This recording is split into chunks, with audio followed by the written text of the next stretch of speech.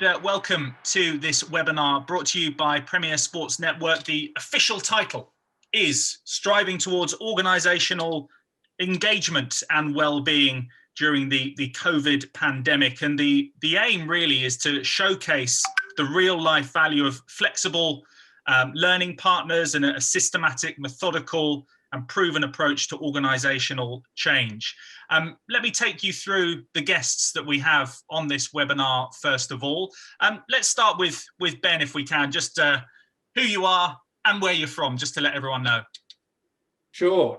So Ben Clarke, I am head of Hemsley Fraser US, but as you can tell from my accent, I'm an Englishman. I've been over here living in DC for the past 7 or 8 years.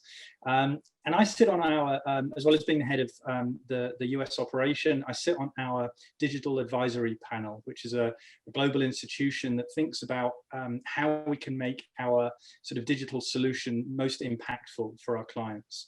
And I think some of that thinking, some of that the discussion we have internally is particularly relevant to today. So I'm excited to meet you all and excited to have a discussion with you. Hugo, over to you. Yeah, hi everyone. I'm Hugo. I'm Human Resources Manager at FC Porto, which is a football club here in Portugal. And that's it. We will learn more about your role and your responsibilities as we go through. Didn't want to give too much away. Michele. Hi, I'm Michele Gull. I'm Director of HR at West Ham United Football Club. I've been with the club for nearly 7 years now. And my responsibility is for all non-playing staff at the club, and that's everything from attraction through to engagement, learning and development, employee relations, with benefits, pay remuneration, and all the way through to exit, basically. Okay, thank you. And Malcolm. Very nice to meet everyone. Malcolm Carter, Hemsley Fraser US. I am the solutions architect based in Stamford, Connecticut, right outside of New York City. And one of the main focus areas that I have is diversity, equity, inclusion, and belonging with our global team. Okay, perfect. Right, well, we're going to sort of go through a whole sort of range of topics, but obviously dealing with life and work in the pandemic and how you've adapted and the trends that you have seen. Hugo, if I can start with you, obviously so many, teams and teams within teams have been working remotely during the pandemic. How have you managed to keep everyone connected together? Well, I think, first of all, we have to separate the two realities here in FC Porto, which are the sports staff and the services staff. For the services staff, I think it was very quick and easy to give them the tools and the opportunity to keep working online.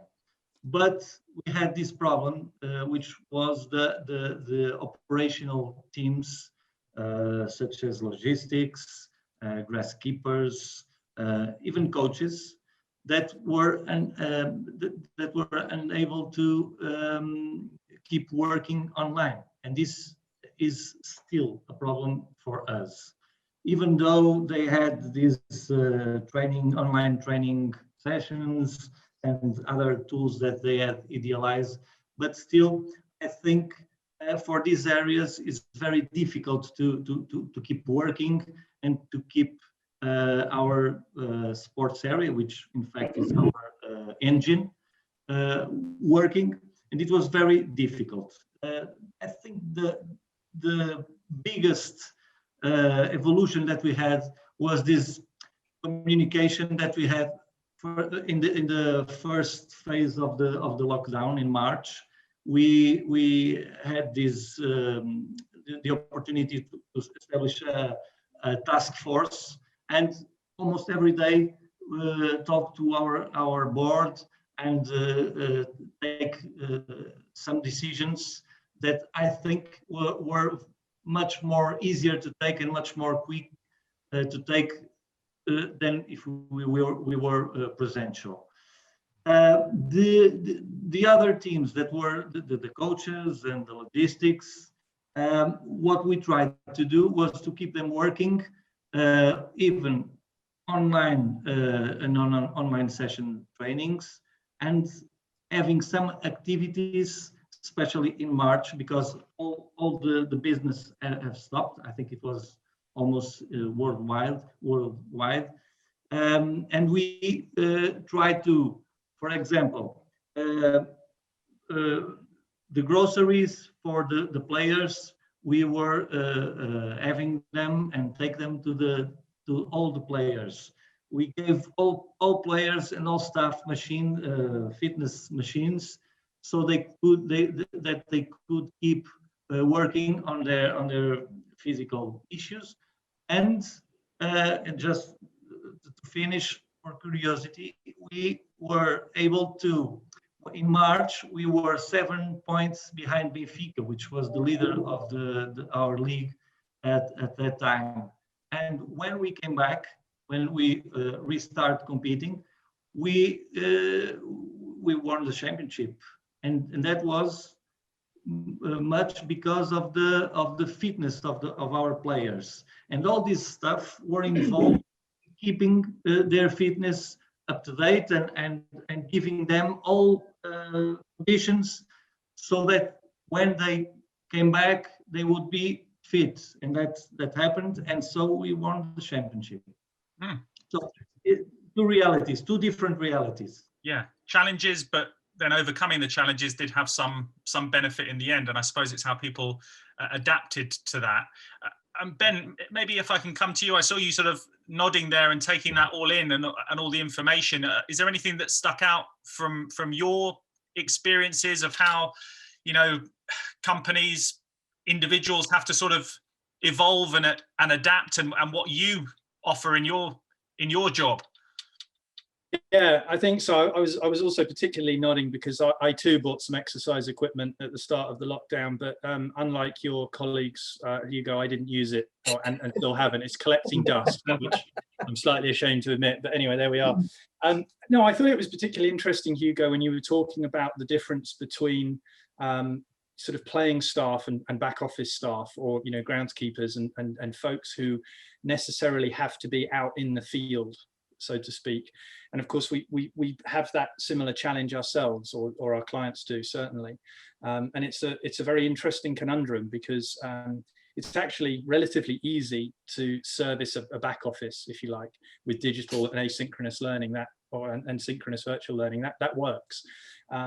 But for, you know, environments where that isn't so easy, like manufacturing, for example, you have to get creative, and you have to be able to provide, you know, at least as good a learning experience to those folks as you can to the back office folks.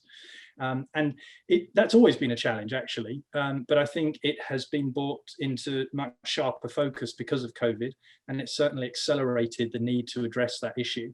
And one way of doing that is you actually have to think very pragmatically and in a very real sense, because if you're trying to sort of disseminate and share a learning program that has digital componentry, the question is how do folks on the shop floor, for example, actually access and consume that learning? It's not so easy because they're not at a laptop.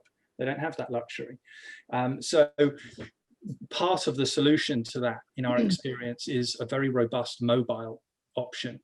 That's not without its challenges, but at least if you've got a good solution that in part can be serviced with a mobile device, then you're actually serving a much wider population than if it has to be on a laptop, or if it's synchronous, because again, people in that environment aren't able to attend synchronous learning options. You know, it's difficult for 20 of them to carve out an hour and a half to sit in a virtual workshop.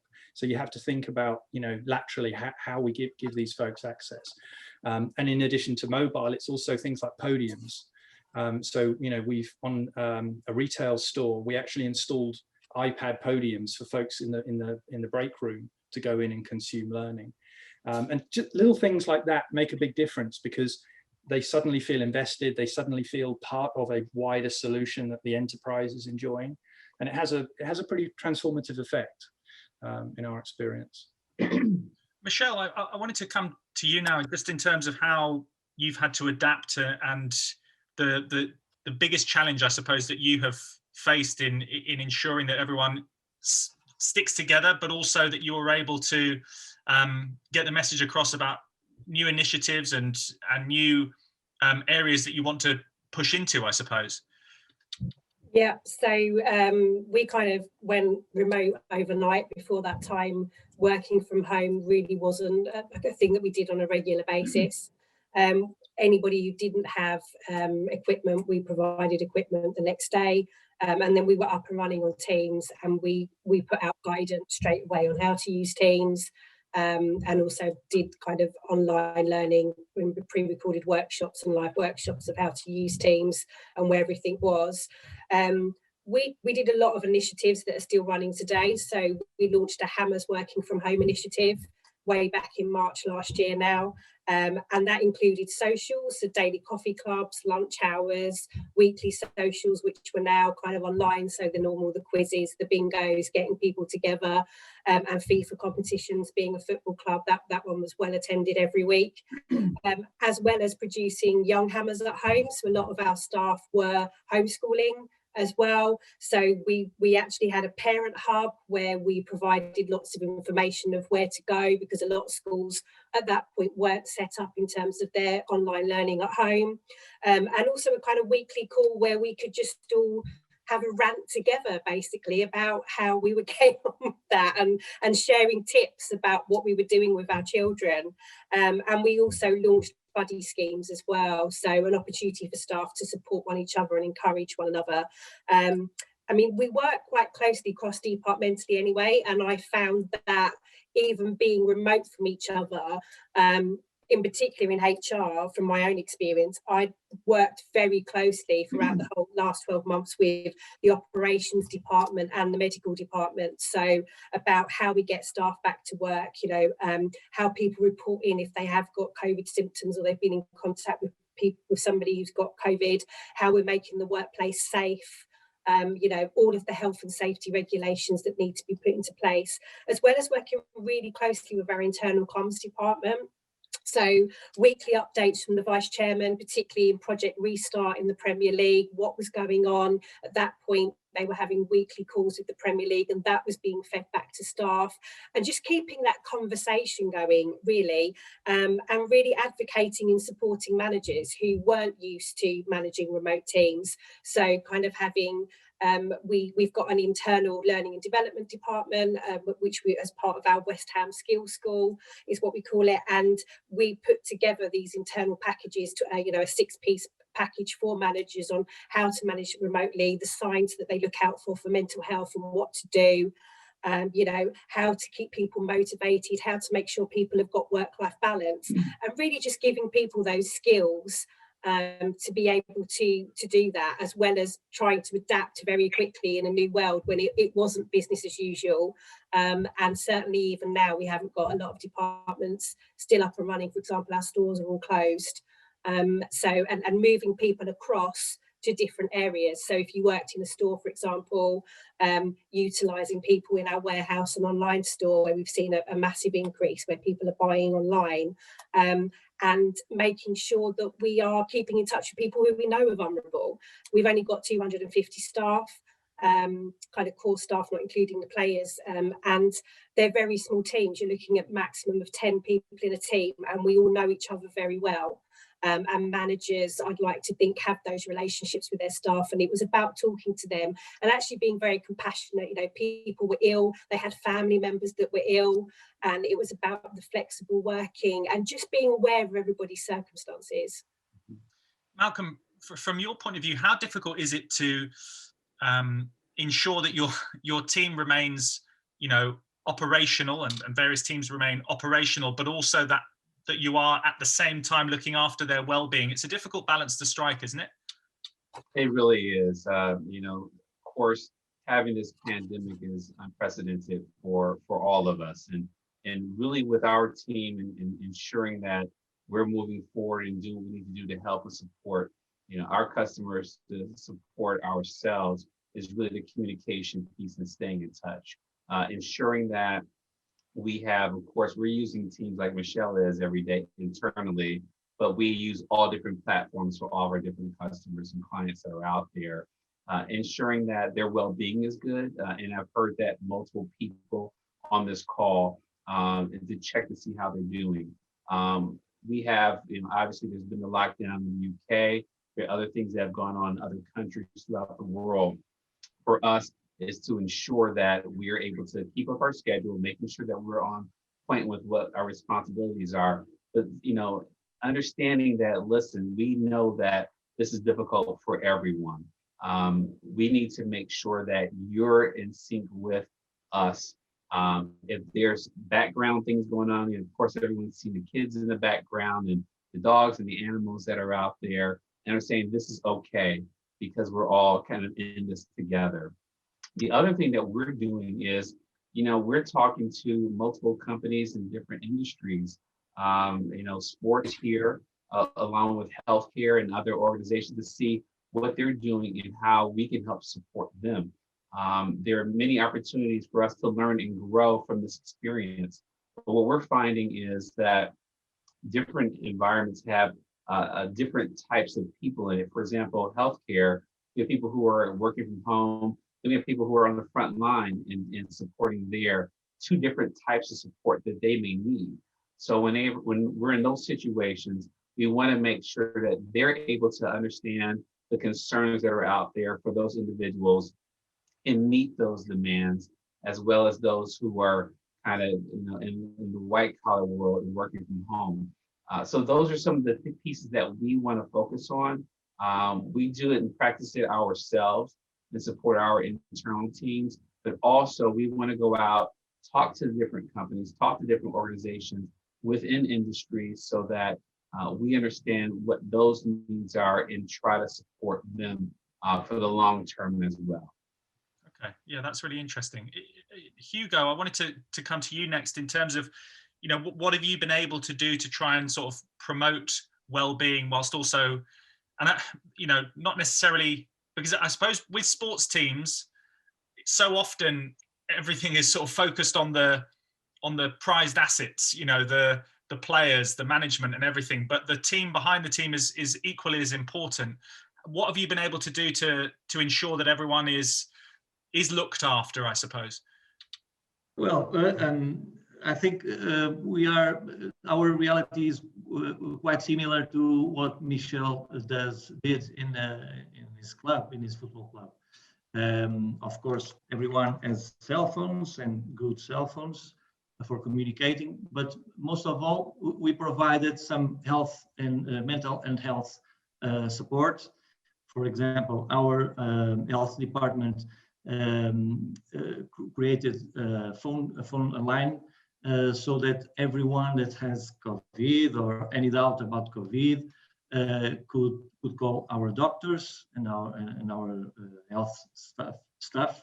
So they and also our psychologists were available for any answers.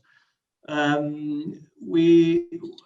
think our IT area also grew up in a very fast way and adapted because everyone had this laptop.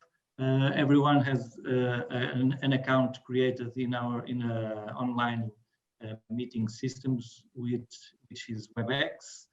And so we kept the things working for everyone, but still we had this problem about those persons. The retail is a very good example because all stores are closed, and so how can we manage to keep those sellers working when the store is closed? Of course, what we did was to rotate some of those employees to the online retail area, and so they were still working, but in other area, the online, because I think this whole COVID thing has created some new opportunities, and the online is one of them, of course. Ben, from your view, do you think that there are, it's very difficult to couple the word benefit and pandemic together without sort of sounding churlish, because obviously everyone would like to have avoided this situation across the board. But are there situations now where you've seen such a rapid development in some of the technologies that are used or the methods that are being used that it has actually almost, it might improve things in terms of learning in the future? Well, yeah, absolutely. And of course, it is, you know, slightly troubling to draw parallels that are positive. But I mean, one thing certainly that is positive, just hearing Michele and Hugo talk about their respective organizations. I mean, as Michele described hers, it's almost textbook. I mean, you know, what a wonderful response. You know, if there is something that's good that's come out of this, it's the fact that the sort of duty of care or the responsibility for people's welfare is starkly highlighted, and organizations have really grabbed it. And actually that's a universal. We see that across all of our clients, all industries. Their primary focus was well-being. How can we push a program out that enhances our employees' well-being and their families' well-being? And you know, for a large chunk of 2020, learning took a back seat, and quite appropriately. And we fully endorsed that, and we helped organizations do what Michele's and Hugo's organizations have done. And it's just wonderful to hear that that's happening. And I think that's really encouraging, and I think that is a positive, because I don't think that's going to go away. I don't think that focus on sort of, you know, well-being and safety, I think that's going to remain, which is clearly positive. But to answer your question more directly, I think we used to call what today we call normal, we used to call deploying at scale. So organizations would come to us and say, look, we can't really afford to roll out classroom workshops across the globe. What else can we do? So we used to come up with what we basically call a scalable solution, which really was just blended. You know, it was a blend of classroom, digital, virtual, you know, and we kind of pieced it together. But you're right. Some, you know, there was a mishmash of technologies. Some people weren't comfortable with, you know, video conferencing like this. A lot of people hadn't attended a virtual session before. And of course, fast forward 9 months, here we are. This is our everyday. This is perfectly normal. The systems themselves have improved. The platforms have improved. Our use and engagement of those things has improved. And so now what we used to call, you know, deploying at scale is just how we normally do it now. And I don't think that's going to change either. I think that's a sort of new normal. And I think there's a lot of advantages to that. So you know, yeah, it is difficult to say there's some positives, but I think, you know, certainly those two things are, if there are any, those are two good examples. I might come to Malcolm in a moment, just about the future and almost maybe going back to the old normal, and whether that's going to be possible, and the impact on people's lives when they do have to go back into normal scenarios. I'll speak to you about that in a moment. But from your point of view, Michele, about what Ben had just said there, have you seen, you know, benefits in terms of things that you will now stick with going forward, whatever the next phase of our lives is? Yeah, I think we will. I mean, definitely well-being has been at the forefront. It's something that we've always kind of pushed for in West Ham. You know, we have an employee assistance programs, we have mental health first aiders, and these are all there before the pandemic, as well as having an online GP surgery as well. But I think one of the biggest positives, if you like, that's come out of this for us, being a professional sports club, is that it's a 24/7 operation and it's anti-social hours. And I think the biggest thing that's come out of us positively is the flexible working and people working from home and really getting that work-life balance back. Because we ask a lot of people, and we try to do things where we encourage, you know, people who are working match days. Before the pandemic, we'd encourage their families to come. We would do barbecues at the training ground with the players. We still strive to do that again at some point, but it's just making sure that people spend that time with their family. And a lot of people work at West Ham, and Hugo made some similars, because just for their love and their passion of the club and football. So to have your families in and around that with you, I think is really, really special. So I definitely think the flexible working is something that even if it's a hybrid, I think is something that's going to stay. And one thing as well that we started doing before the pandemic was looking at the office space and that improving mental health and well-being. And funnily enough, we were running out of office space. I don't think there's going to be a problem anymore, because I think people are probably going to do a hybrid of both. And actually now the focus, 2 areas for us, is going to be, what is that space going to look like? Is social distancing going to be here for a while? Are we actually going to need more creative spaces where people can work together rather than offices where people can sit on their computers? And secondly, it's benefits. We've done a big overhaul on benefits and making sure that there was something for everybody, because we want to be diverse and inclusive as employers. And actually now I'm seeing the shift from I'd like more annual leave to, because we've got so much annual leave, to healthcare, flexible working, a lot more healthcare provision, and people really now putting their own health in the forefront. A lot more people signing up to our cash plan, to our PMI, people asking for these MOTs, and lots of people getting involved in, you know, we are really lucky that we have resources at West Ham. So during the first pandemic and continuing, we have a 150 club that works with our foundation. So every week we have an hour's fitness class that people join. When football stopped from kind of March to June, our fitness coaches were doing fitness recordings every day. Our chefs at the training ground were preparing healthy meals. And just so many more people are interacting with it, and it was just such a great response for people getting involved and going, this is really great, this is just what I need. So I think, yeah, lots and lots of positives coming out of that for us in that respect. Ben, did you want to come in? Well, if I may, yeah. I mean, again, Michelle, it just sounds wonderful, all of those initiatives and all of that kind of community spirit. I think that's terrific, I really do. But one thing that you said kind of surprised me, actually, which was when you initially answered the question, you talked about an improvement in work-life balance because folks are at home and, you know, perhaps not commuting and so on. That was interesting, because actually we saw the reverse. Really? We had to really think and actually sort of provide assistance to some of our clients, because, and actually internally as well, we suffered from this, because, you know, in some sense you were kind of waking up in your office and going to bed in your office. Yeah. And so people were tempted to, you know, send emails at 10 p.m. or 6 a.m. and suddenly the workday was no longer 8 hours. It was more like, you know, 12 or 14 hours. And it's so tempting sometimes to actually just fall into that trap. Yeah. And you have to arrest it and snap out of it and say, no, there's still boundaries here.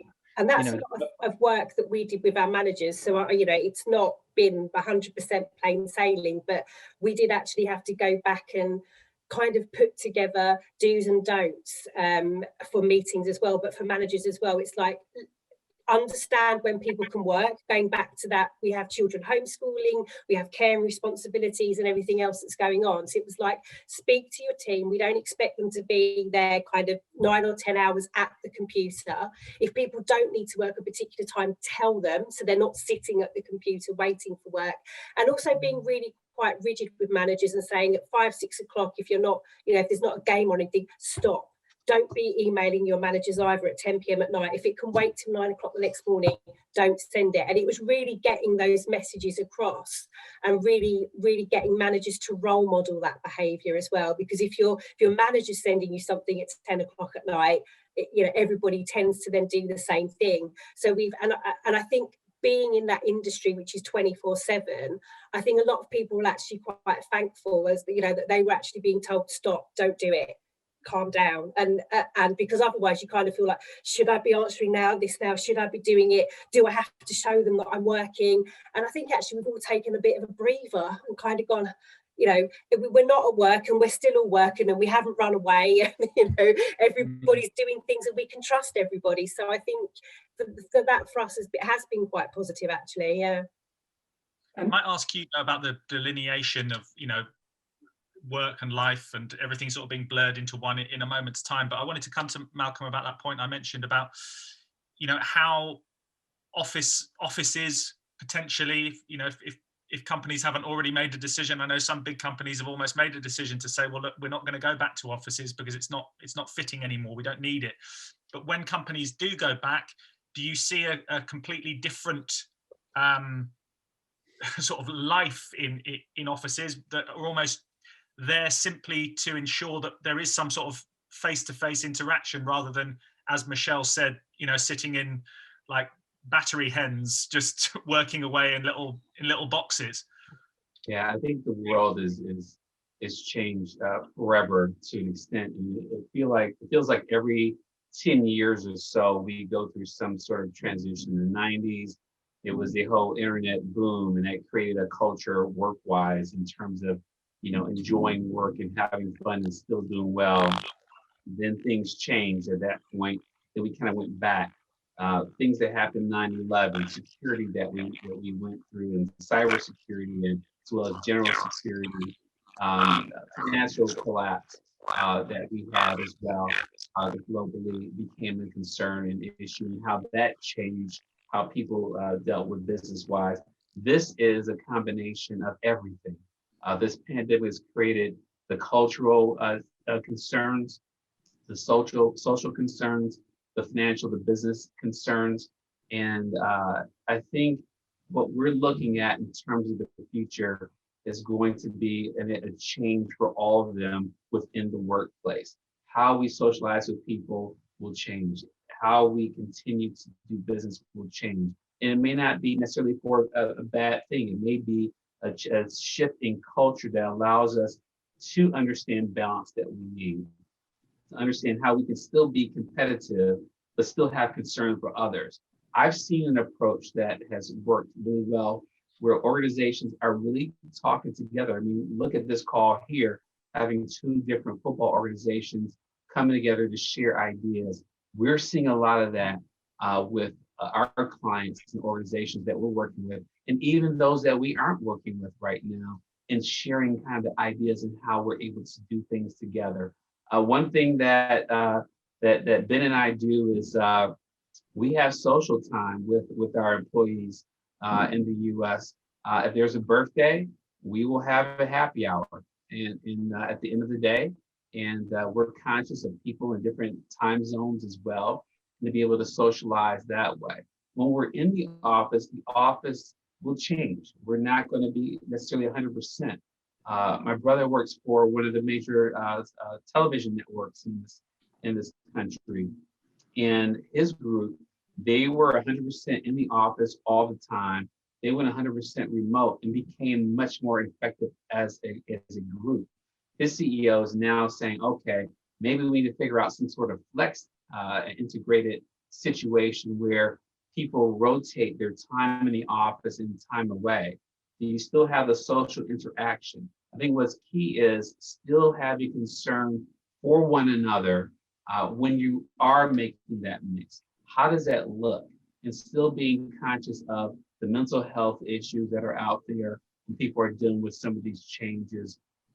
Listen, how the pandemic has affected people's lives in terms of losing loved ones, in terms of being sick and long-term effects there, and still having to deal with those individual concerns when they're back into the office, and how they're reacting to being socially distant or being able to come back to some sort of normal. We have to think about all these little things along the way as we recreate our culture. I think what's most important is that we really kind of share our ideas and what we're doing more and more. And the more we're able to share what those concerns are, and it may not just be the social, maybe some of the business issues that we're dealing with, even as competitors, to really kind of help out the industry. If it's football, talking with people within football, but it may expand to other sports. It may expand to the world of tennis right now. They're dealing with some serious concerns right now in Australia with the Australian Open, and people being able to isolate themselves prior to playing has created problems. Long term, what does that look like in terms of Australia? What does it look like in terms of football? What does it look like in terms of race car, the race car world? So I think long-term, to answer your question, is that it's going to be a combination of all these little pieces that really fit into the office.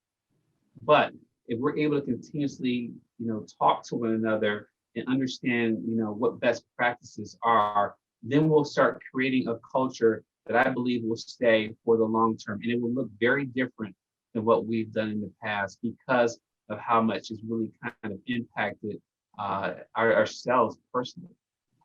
Ben, did you want to just quickly jump in? Well, I'd agree with Malcolm, and I think I would probably add that I think there is a new normal, right? Because I think we were all surprised, and this is cross industry, how effective we could be at home. So, previously it was a given that you had to travel into an office, sit with your colleagues at a laptop. But when you really think about it, it's not too dissimilar if you're sitting at home at your laptop with a video conference. And I think that's the surprising element. Our business itself performed just as well, maybe even a little bit better with us all at home sitting at our laptops instead of being in an office. Now, of course, there are two sides to that. Not everybody has the luxury of sitting behind a laptop all day, so that's different. There is certainly impacts, but I think that alone will create a new normal, because now employers will say, do we really need, a brick and mortar office when actually folks are just as effective? Plenty of intangibles are lost. We can't ignore that. The social interaction, the fact that people actually enjoyed going into work and seeing their friends and colleagues. We have to think about that, but regardless, there is a new normal, I think. And I should just very briefly thank Malcolm for saying football and not soccer, because soccer is an awful word. So thanks, Mal. You're welcome. You nailed it. It was good. It was good.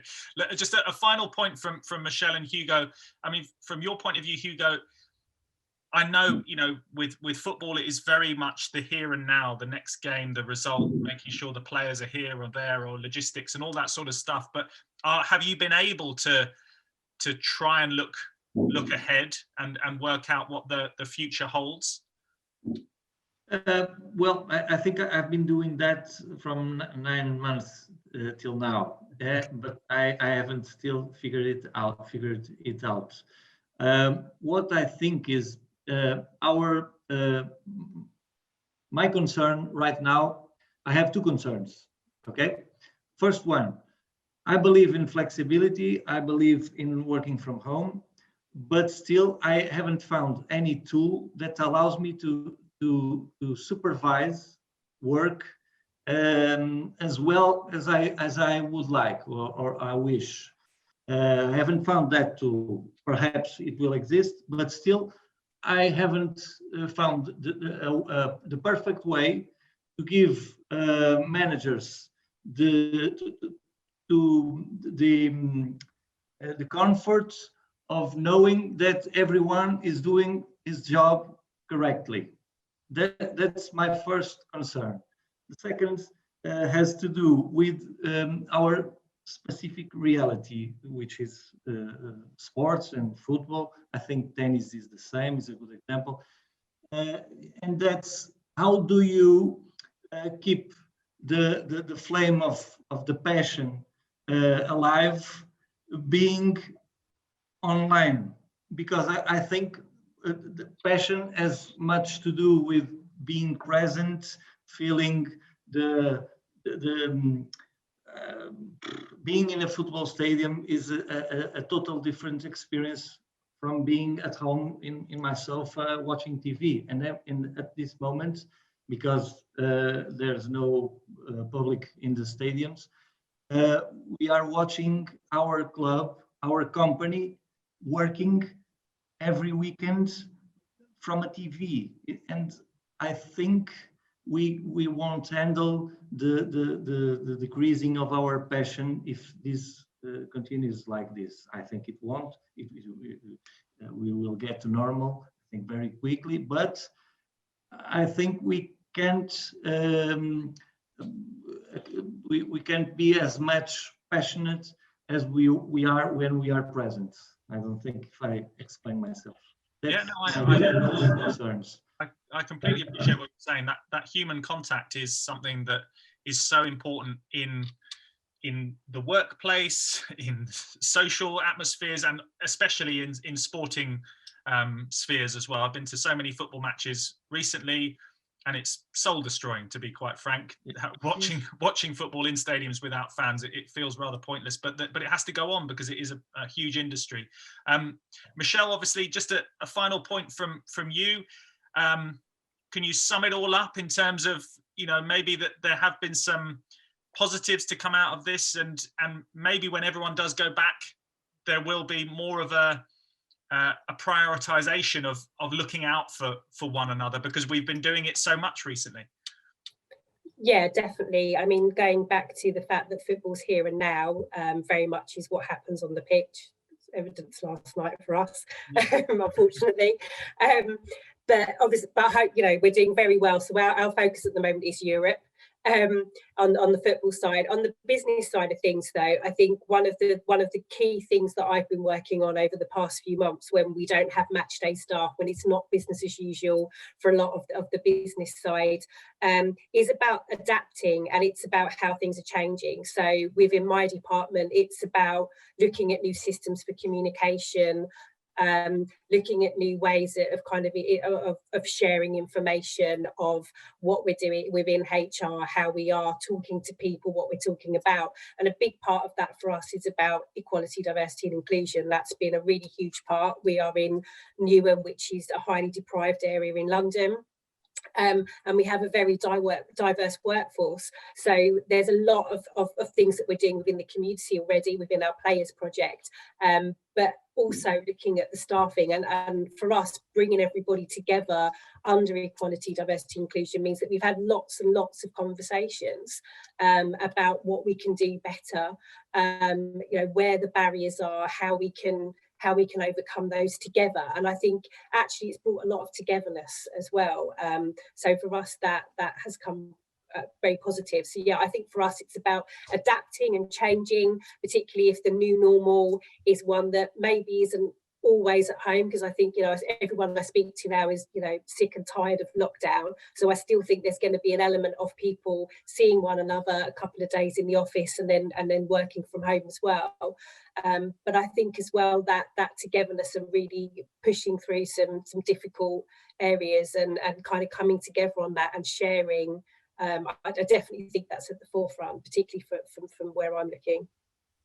Well, Michele, Malcolm, Ben, Hugo, I really appreciate your time. Thank you very, very much for joining us today for this webinar, and for everyone watching, thank you for taking the time to watch. We do hope that you've been able to just pluck out a few pearls of wisdom from our expert panel. And if you do want to find out any more details about any of the work that the guys do that you see in front of you, and also Premier Sports Network, do contact us. The links are around you at the moment, I'm sure. And also look out for future webinars on a whole range of different topics from Premier Sports Network and their trusted partners as well. So thank you very much for joining us.